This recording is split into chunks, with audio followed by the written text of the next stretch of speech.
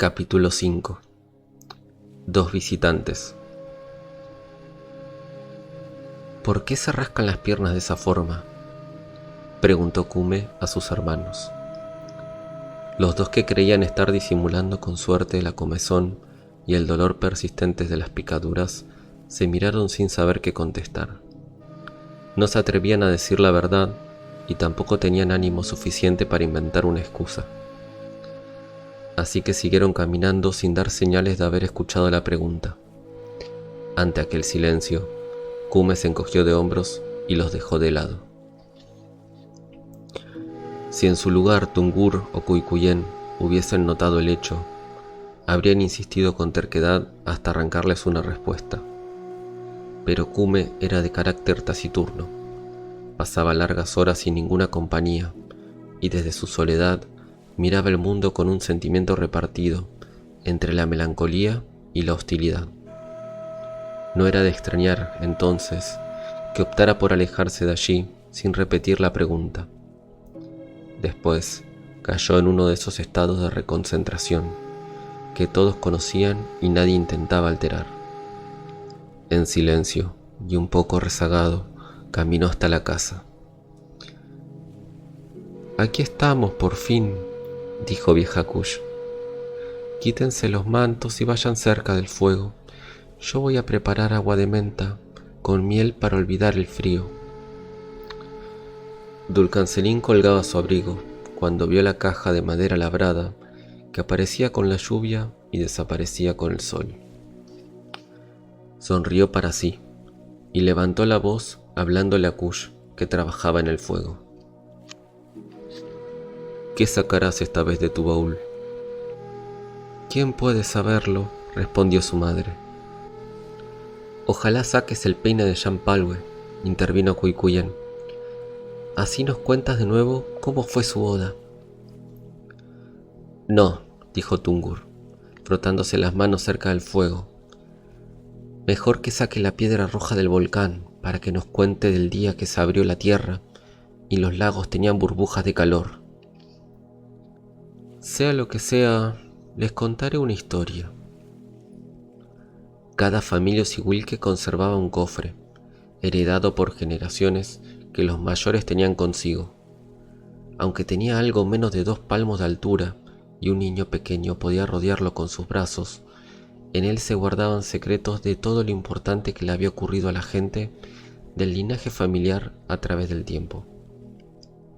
Cuando llegaban las noches de contar historias, volteaban el cofre haciéndolo dar 4 tumbos completos, primero hacia adelante, después hacia atrás y finalmente hacia un costado. Entonces, el más anciano sacaba del cofre lo primero que su mano tocaba, sin vacilar ni elegir, y aquel objeto, evocador de un recuerdo, le señalaba la historia que ese año debía relatar. A veces se trataba de hechos que no habían presenciado porque eran mucho más viejos que ellos mismos. Sin embargo, lo narraban con la nitidez del que estuvo allí. Y de la misma forma, se grababa en la memoria de quienes tendrían que contarlo años después. Los Osiwilques decían que la gran sabiduría guiaba la mano del anciano para que su voz trajera desde la memoria aquello que era necesario volver a recordar. Algunas historias se repetían incansablemente. Algunas se relataban por única vez en el paso de una generación y otras quizás nunca serían contadas. «Pienso en las viejas historias que quedaron para siempre dentro del cofre», dijo Tungur. «Si nadie las contó, nadie las oyó, y si nadie las oyó, nadie las recuerda», completó Kush, que llegaba con su vasija cargada de menta dulce. «Siempre repites lo mismo y me obligas a repetir a mí. Tantas veces te lo he dicho. Cuando algo ciertamente grande ocurre, suelen ser muchos los ojos que lo están viendo, y muchas las lenguas que saldrán a contarlo. Entonces, recuerda esto: las viejas historias que jamás se cuenten alrededor de un fuego, alrededor de otro se contarán, y los recuerdos que un linaje ha perdido viven en las casas de otro linaje. Kush arrasó una alfombra de cuero para sentarse junto al calor. Durante un momento, todos permanecieron callados. Luego, Dulcancelín habló. Tungur piensa en las historias del cofre, y yo pienso en Kupuka. Wilquilén y Piuquemán se sobresaltaron al oír el nombre del brujo. Me pregunto, ¿por qué no estuvo entre nosotros?, continuó diciendo Dulcancelín. ¿Qué pudo ser más importante que la reunión del valle? Muchas son las cosas que han pasado, dijo Kush, decidida a comunicar su incertidumbre. Demasiadas para no verlas. El extraño comportamiento de los lulus, los tambores del bosque, la pluma de oropéndola y la ausencia de Kupuka son hilos del mismo telar. Dulcancelín miró a sus hijos. Por su cabeza pasó el sueño de la noche anterior. Vieja Kush, aquí tengo otro hilo de la trama de tu telar, pensó. Un silencio más prolongado que el anterior los dejó solo con sus pensamientos. Cuicuyén pensaba en su madre, Tungur en el anuncio de la oropéndola. Kume pensaba en Kume. Dulcancelín pensaba en los Osihuilques y Kush en los primeros padres de su linaje. Piuquemán pensaba en Kupuka y Wilquilén dormía, hasta que llamaron a la puerta con un golpe fuerte y seco. «Es Kupuka», dijo Kush asombrada. «Es Kupuka», repitieron los demás en un susurro. La manera de golpear la puerta no dejaba lugar a dudas. Con unos pocos largos pasos, Dulcancelín atravesó la habitación, quitó la tranca de la puerta y dejó entrar al brujo de la tierra. Toda la familia se había puesto de pie para recibirlo. Todos, menos Wilquilén. La pequeña, convencida de que Kupuka venía a recriminarles la desobediencia, se ocultó detrás de la pila de mantas. Nadie notó el movimiento, y Wilquilén se quedó allí, ovillada en su miedo. Kupuka puso a un lado el morral y el bastón. Estaba visiblemente cansado, con un cansancio viejo que cerraba más de lo habitual sus ojos alargados. «Te saludo, hermano Dulcancelín», dijo Kupuka, respetando el saludo osihuilque. «y pido consentimiento para permanecer en tu país». «Te saludo, hermano Kupuka, y te doy mi consentimiento. Nosotros estamos felices de verte erguido y agradecemos el camino que te trajo hasta aquí». «Sabiduría y fortaleza para ti y los tuyos». «Que el deseo vuelva sobre ti, multiplicado». Ya estaba dispuesto el mejor cuero para que el brujo se sentara. Kush salía para traerle pan de maíz, pero Kupuka adivinó su intención y la detuvo. «Vuelve, vieja Kush. Más tarde aceptaré con gusto una rebanada de tu pan». Luego se volvió hacia Dulcancelín. «Antes que ninguna otra cosa debo decirte, hermano, que tu vida está a punto de cambiar como del día a la noche cambia el color del aire.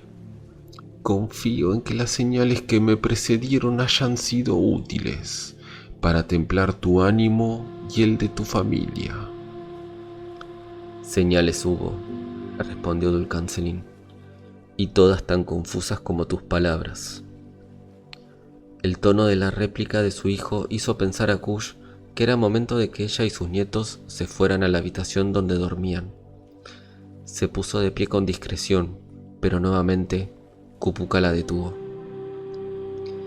«Traigo noticias que a todos nos conciernen. Es importante que ustedes permanezcan aquí para escucharlas. Eso sí, Dulcancelín lo permite».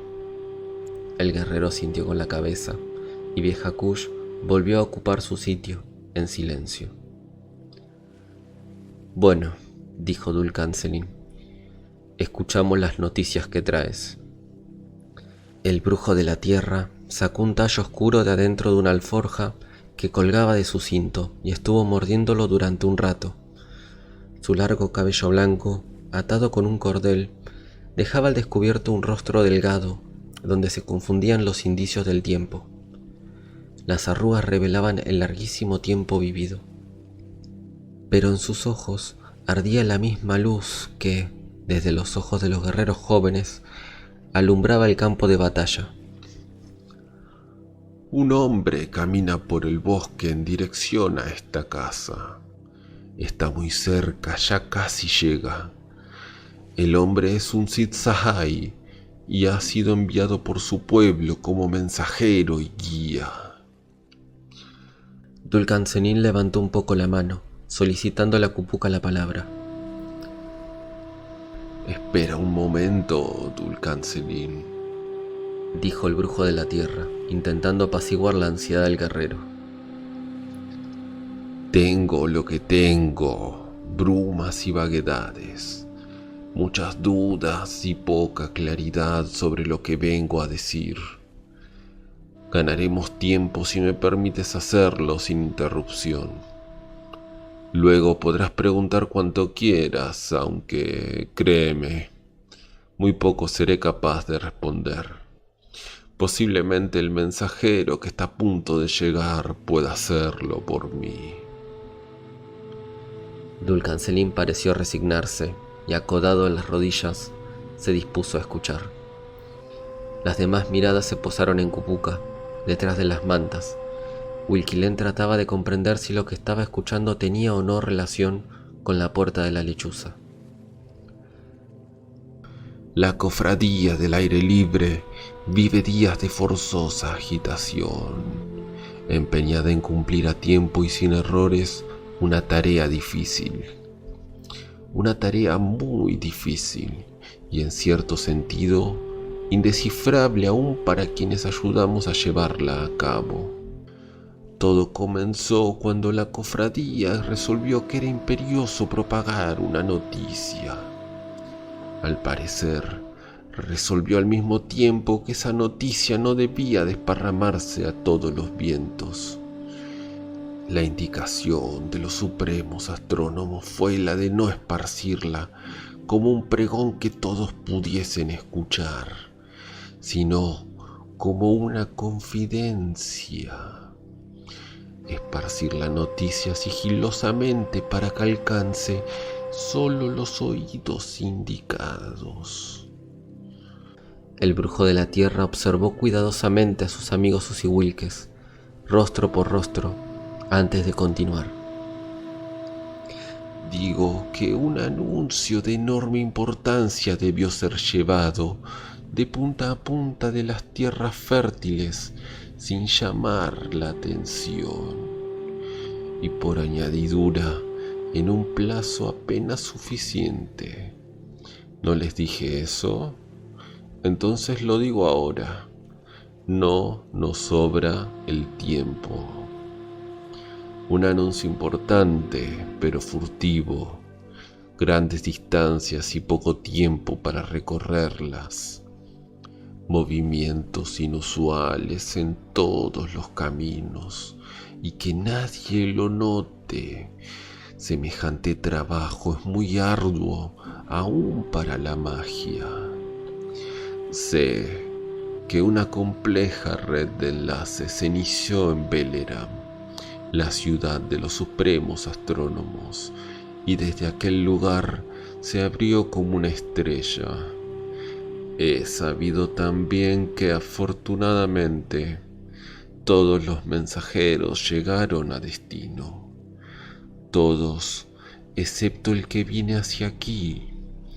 Nuestro mensajero partió de Veleram antes que los otros, pero el camino que debió recorrer es el más largo. Algo lo habrá demorado, quién sabe. Pronto conoceremos la causa de su retraso, porque muy poco falta para que esté entre nosotros.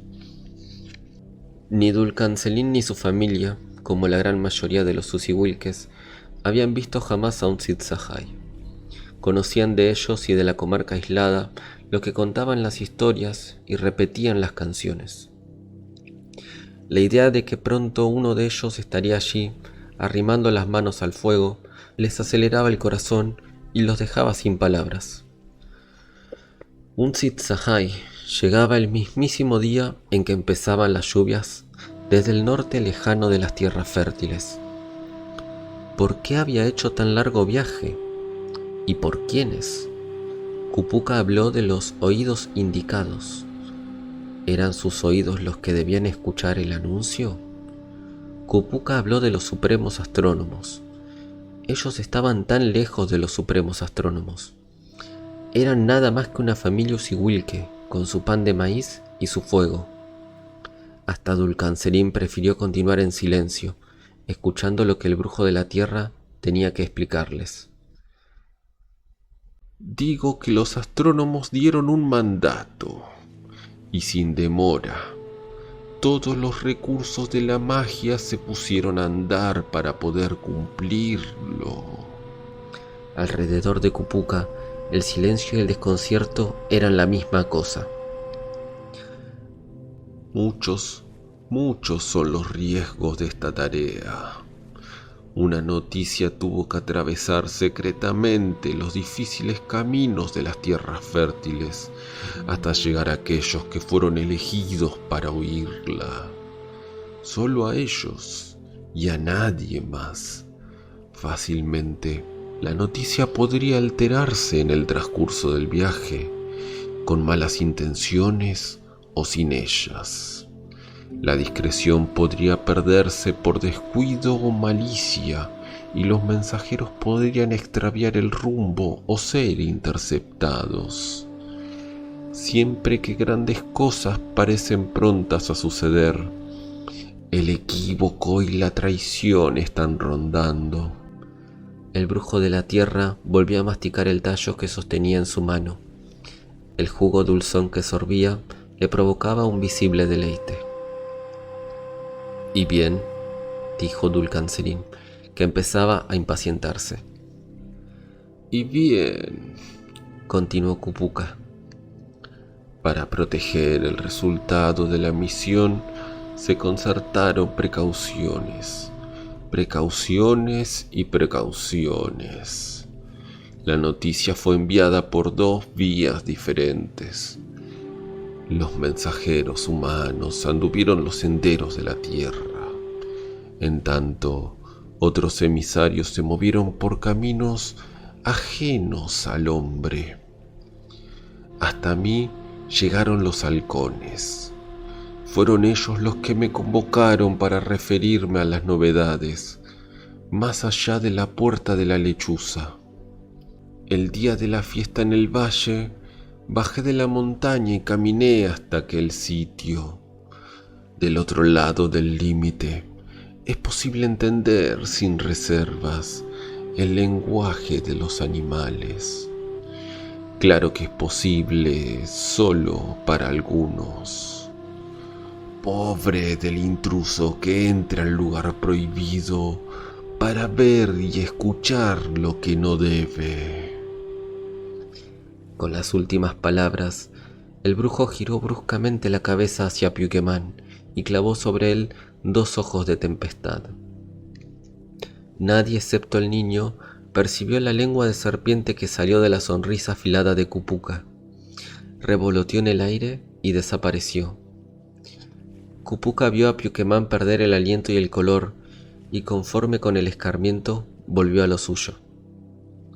Los brujos que habitan en las islas de los Lulus conocieron los nuevos acontecimientos por las mujeres peces. Al más anciano de nosotros se lo contó el sueño que suele anteceder al despertar, cuando dormía al pie de su árbol. Kupuka hablaba y muchas cosas empezaban a tener sentido. El requerimiento de los halcones, al cual el brujo de la tierra debió acudir sin aplazamientos, explicaba su ausencia en el Valle de los Antepasados. y los tambores que de forma tan extraña retumbaron en el bosque hablarían sin duda de estos acontecimientos. Dulcancelín quiso entender más. «Todavía veo muchas cosas oscuras», dijo el guerrero. «Si las puedes ver, no lo son tanto», respondió Kupuka con su modo de burla. Después su voz se corrió hacia la tristeza. «Oscuras, en verdad oscuras. Son aquellas cosas con las que tendrás que tropezar para saber que existen. Pero adelante, puedes preguntar». El guerrero mordió una protesta. Los acertijos de Kupuka lo ponían ese día de muy mal humor. «Respóndeme esto», dijo. «¿Por qué se designaron mensajeros humanos? Tú hablaste de otros mensajeros. ¿Acaso no son ellos más confiables? ¿No son sus lenguas más veraces que las del hombre?» «Más veraces, tal vez, pero menos sutiles», contestó Kupuka. «Solo las lenguas humanas son capaces de describir el contorno de una pluma y la aspereza de una mancha en el pico de un pájaro. Los mensajeros humanos contarán los sucesos tan minuciosamente como ninguna otra criatura lograría hacerlo». El brujo de la tierra se puso inquieto de repente. «Los hombres serán mucho más que contadores de estos sucesos. Hacedores serán. Los hombres tomarán decisiones y elegirán rumbos. Luego habrá un resultado». «Déjame ver si he comprendido», dijo Dulcancelín. Los supremos astrónomos escogieron algunos pocos oídos, de un lado y otro de las tierras fértiles, para enterarlos de grandes sucesos que acontecen o que acontecerán. Ahora vuelve a responderme. ¿Qué significa eso para nosotros? ¿Por qué cambiaría mi vida más que la del resto de los Usihuilques? «Ay, ay, ay», protestó Kupuka. «Nada parece suficientemente claro para ti. Tú, Dulcancelín, tú eres uno de esos pocos que la magia ha elegido. El mensajero Zitzahai llamará a tu puerta y a tu entendimiento».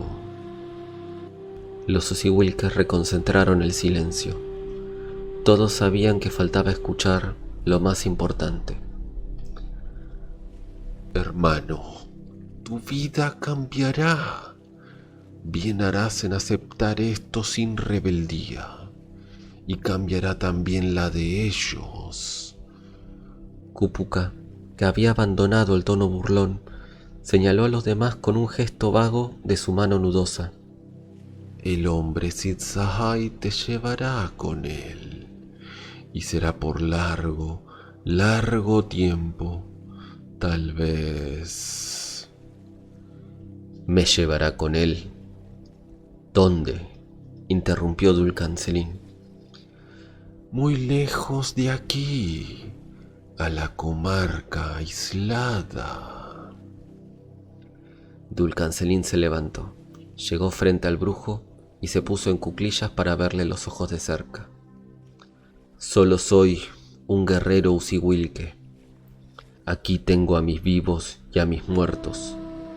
Todo lo que necesito está en este bosque. Dame las razones por las que debo partir a la tierra de los Zitzahai y entrometerme en los laberintos de la magia». «Te las daré», respondió el brujo de la tierra. «Debes hacerlo porque eres un guerrero Usihuilque, porque aquí tienes a tus vivos y a tus muertos, y cuanto necesitas lo encuentras en el bosque. Y porque tal vez todo eso esté en peligro. Dulcancelín iba a seguir preguntando, pero Cupuca se apuró a impedirlo. ¡Ya basta! El mensajero está llegando. Después habrá momentos para las palabras. De inmediato se dirigió a Kush. Tú, mujer, ya puedes entibiar esa menta. El visitante llegará con frío.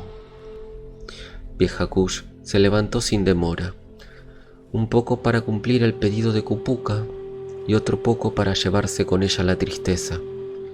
El guerrero se puso de pie y se alejó del fuego. También el brujo de la tierra abandonó su alfombra y con la mirada de los niños puesta sobre él, caminó hasta un costado de la habitación. Huilquilén vio pasar al brujo muy cerca de su escondite y se puso a tiritar como afuera tiritaba el follaje. Cupuca, sin embargo, no parecía adivinar su presencia. Lentamente desanudó el morral. Muchas cosas debía guardar en él, a juzgar por lo difícil que le resultó a Cupuca encontrar lo que buscaba. Finalmente extrajo un pote de arcilla del tamaño de una nuez, que sujeto entre los dedos, les mostró a todos. Kush lo interrogó con la mirada. Esto es para los niños, respondió Cupuca a la muda pregunta de la anciana. Les aliviará, si hiciera falta, la comezón de ciertas picaduras. El brujo de la tierra levantó su rostro hacia el techo y rió con una carcajada sonora que resultó incomprensible para la mayoría de los presentes. Aquí está, por fin ha llegado, dijo Cupuca sin dejar de reír. El visitante llamó tamborileando a la puerta con sus dedos. Cuando Dulcancelín abrió, tuvo que bajar la vista para ver de quién se trataba. Desde abajo, un hombre que tenía estatura de niño lo saludó con una sonrisa de luna creciente colgada de sus grandes orejas. El breve plazo que tardó Dulcancelín en reaccionar, abrumado por la extravagante aparición, fue muy valioso para el recién llegado, que, rápidamente, se introdujo en la casa por un espacio al costado del guerrero. En 2 saltos, el visitante se ubicó en el centro de la habitación. Dulcancelín giró en su lugar, dispuesto a increpar duramente aquella entrada descomedida. Pero el pequeño hombre habló antes. Cucup es mi nombre. Mi país es la comarca aislada. Allí vi por primera vez la luz del sol. Voy de un lado a otro haciendo prodigiosos malabares y recitando hazañas. Tengo oficio de artista ambulante, es lo que mejor sé hacer. A mi pesar, me designaron mensajero y aún así no lo he hecho nada mal. Quizás me retrasé un poco, muy poco, una miga de tiempo, pero estoy aquí, arribé al destino de mi duro viaje y eso es lo importante. Hermanos, Cucup los saluda. El interminable palabrerío fue dicho a gran velocidad, con una voz algo chillona y exageradamente alta para el lugar en el que se encontraban. El Cid Sahai compuso su presentación valiéndose de ademanes, exclamaciones y reverencias, como un histrión frente a la muchedumbre. Cuando terminó, todos parecían contentos de que Cucup estuviese entre ellos. Casi todos.